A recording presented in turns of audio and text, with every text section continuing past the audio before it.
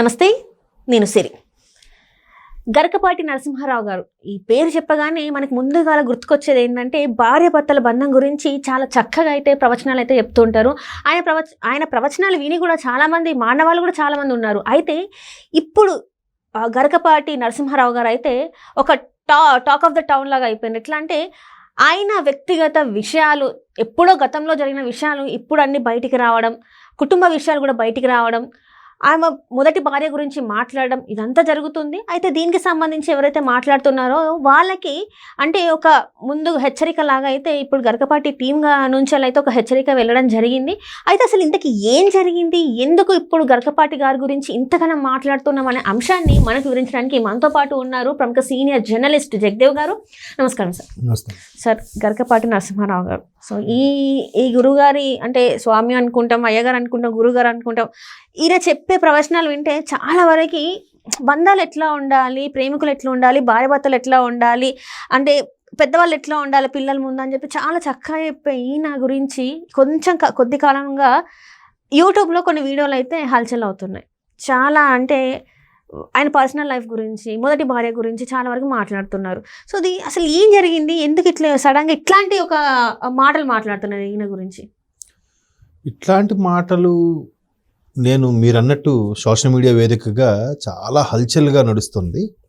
ఒక 2-3 ఛానల్స్లో అంటే వాళ్ళు అసభ్యకరంగా ఎక్కడ వ్యాఖ్యలు చేయలేదు, కానీ థంబ్నెయిల్స్ మాత్రం కొంచెం చిరెత్తుకొచ్చేలా పెడుతున్నారు.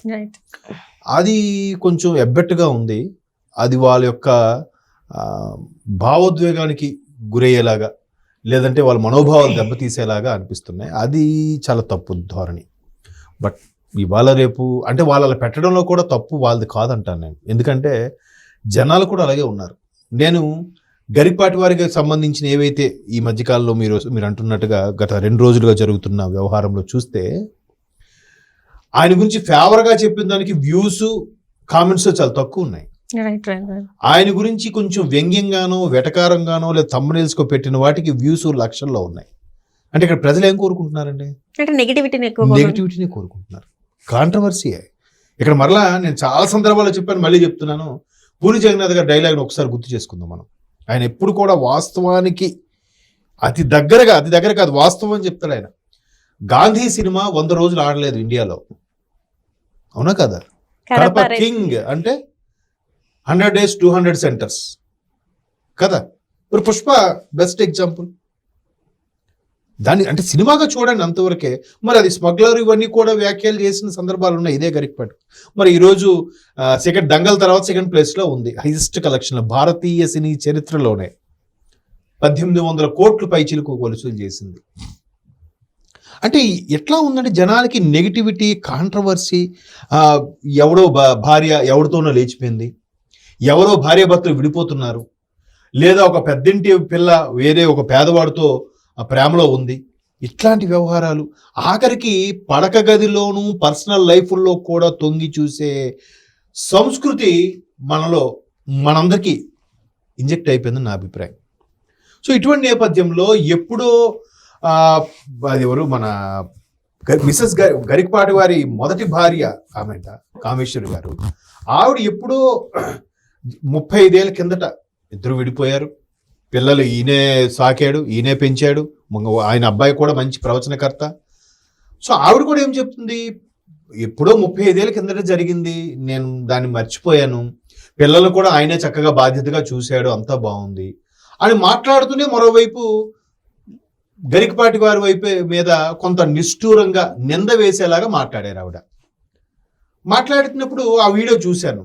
కింద కామెంట్స్లో 190 మంది కామెంట్స్ ఏమైనా ఉన్నాయంటే, ఎవరి తల్లి నువ్వు, ఇన్నేళ్ళు ఏమైపోయావమ్మా, ఎన్నాళ్ళు గుర్తొచ్చారా భర్త బిడ్డలు, నువ్వు ఇన్ని మాట్లాడుతున్నా ఆయన ఒక్క మాట కూడా మాట్లాడట్లేదు, ఆయన సంస్కారవంతుడా నువ్వు సంస్కారవంతురాలువా, ఇట్లాంటి కామెంట్స్ ఉన్నాయి. మరి దీన్ని బట్టి తప్పొప్పులు విచక్షణ ఎవరిది మనం ఆల్మోస్ట్ ఆల్ గెస్ చేయొచ్చు కదా. బిడ్డల్ని ఆయనే సాకాడని ఆవిడే చెప్తుంది. ఎప్పుడో 35 ఏళ్ళ కింద జరిగిపోయింది. ఆవిడ మానాన్ని ఆవిడ బతుకుతుంది, ఈయన మానాన్ని ఈయన బతుకుతున్నాడు. ఈయన మరలా ఇంకో పెళ్లి చేసుకున్నాడు, తోడు కోసమో లేదా చివరి క్షణాల్లో సహకారం కోసమో చేసుకున్నాడు. బాగానే ఉన్నాడు ఈయన, నేము ఫేమ్ ఇవన్నీ ఉన్నాయి. ఇప్పుడు ఇలా వీడు చెప్పడం బయటకు వచ్చి వేయడం వల్ల ఏమవుతుంది? ఆయనకి ఇబ్బందే కదా. అండ్ మోర్ ఓవర్ ఆయన ప్రతిదీ ముక్కుసూటిగా మాట్లాడే మనిషి, తప్పు కూడా ఒప్పుకునే ధైర్యం ఉన్న ప్రవచనకర్త. ఎందుకంటే నేను ఒకసారి చూశాను, ఒక సందర్భంలో ఆయన తండ్రి గారికి తెలియకుండానే ఆయన చెప్పిన మాట వినలేదు, ఆయన బాధ పెట్టానని సభాముఖంగా చెప్తూ ఎమోషనల్ అయిపోయాడు కూడా ఆయన. అంటే తప్పుని ఒప్పుకోవడానికి కూడా చాలా ధైర్యం కావాలి. ఆ ధైర్యం ఉన్న వ్యక్తి ఆయన. నిజం నిష్ఠూరంగా మాట్లాడతాడు ఆయన.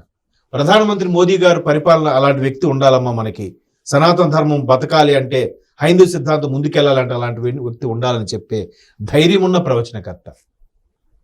పవన్ కళ్యాణ్ లాంటి వ్యక్తి అబ్బా ఇట్లా చేశారే, లేదా చంద్రబాబు లాంటి వ్యక్తి మన నిజంగా అటువంటి వ్యక్తి ఉండడం వల్ల ఎంతవరకు అభివృద్ధి పరుగులు పెడుతుందని చెప్పి నిర్భయంగా కొండ బదలగొట్టుకొని చెప్పే వ్యక్తి గరికపాటి వారు. సో ఇట్లాగా ఒక ఎటు వాస్తవం ఉంటే, ఎటు నిజం ఉంటే, ఎటు కరెక్ట్గా ఉంటే అటువైపు మాట్లాడే వ్యక్తి ఇవాళ రోజుల్లో సొసైటీలో చాలా అరుదు. అవునా? మరి ఆయన మాట్లాడినప్పుడు ఆబ్వియస్లీ ఎవరు ఆయన అంటే ఎవరు పడిన వాళ్ళు ఎవరు ఉంటారు? ప్రతిపక్షం వాళ్ళే. ఆయన పడిన వాళ్ళు ఎవరు ఉంటారు? వేరే పక్షం వాళ్ళు. మరి ఖచ్చితంగా ట్రోల్స్ చేస్తారుగా, చేస్తున్నారు, నోటికి వచ్చినట్టు చేస్తున్నారు. కామాంధుడు అని పెట్టాడు ఒకడు, లేదంటే రాసలీలని పెడుతున్నాడు ఒకడు. మీరేం చూసారా?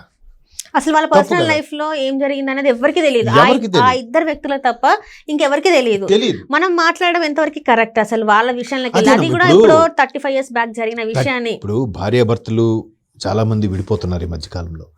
విడిపోయినప్పుడు భర్త వైపు మగపిల్లడి వైపు వాళ్ళు వాళ్ళ చుట్టాలు బంధువులు మా కోడలు గయ్యాలి, రాక్షసి, సరిగ్గా చూసుకోదని వీళ్ళంటారు.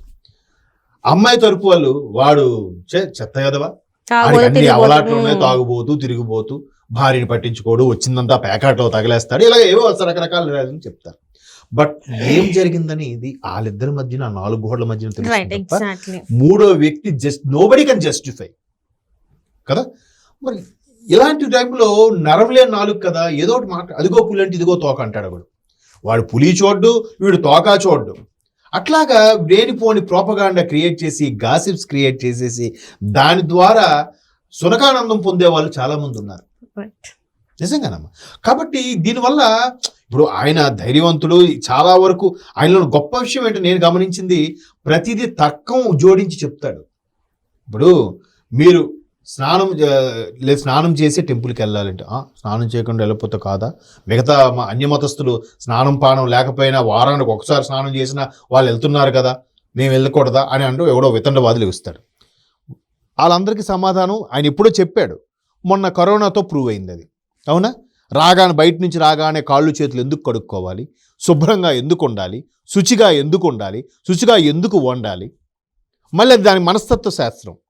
తల్లి భోజనం ప్రతి ఒక్కడికి కూడా, who is your favourite food, delicious food అంటే యువర్ మదర్ ఫుడ్. నీకు నీ తల్లిది, నాకు నా తల్లిది. ఎందుకు?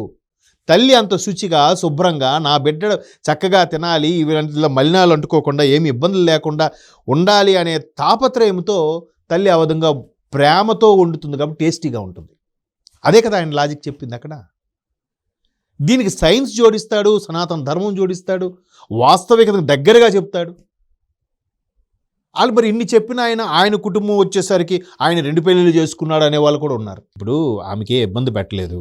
అండ్ మోర్ ఓవర్ అంటే నాకు కొంతమంది మిత్రులు చెప్పిన వార్త ఏమిటంటే, ఎప్పుడో 35 ఏళ్ళ కిందట జరిగింది, ఏదో మనస్పర్ధలు వచ్చారు, విడిపోయారు, ఆవిడకి సెటిల్ చేయాల్సింది చేసేసారు, ఈయనకి బాధ్యతగా ఎవరైతే ఉన్నారో బాధ్యతగా ఈయన పిల్లలు చూసుకొని బాధ్యత చూసుకున్నాడు. ఇప్పుడు మరలా ఆవిడ పిల్లల దగ్గరికి వచ్చో, లేదంటే వీళ్ళ పరిధిలోకి వచ్చో ఏదో మాట్లాడిందనో, లేదంటే మరలా చొరవ తీసుకోవాలని ప్రయత్నించిందనో దాని మీద ఏదో కేసు ఫైల్ చేశారు. అందుకు ఆవిడ ఎక్స్ప్లెనేషన్ ఇచ్చుకోవడానికి పోలీస్ స్టేషన్కి వెళ్ళింది అన్నట్టుగా ఒక వార్త అయితే ఉంది.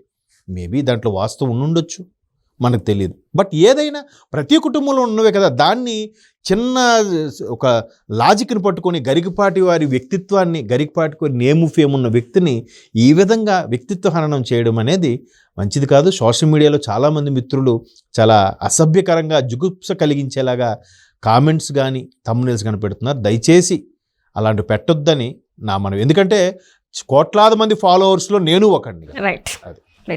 Thank you so much.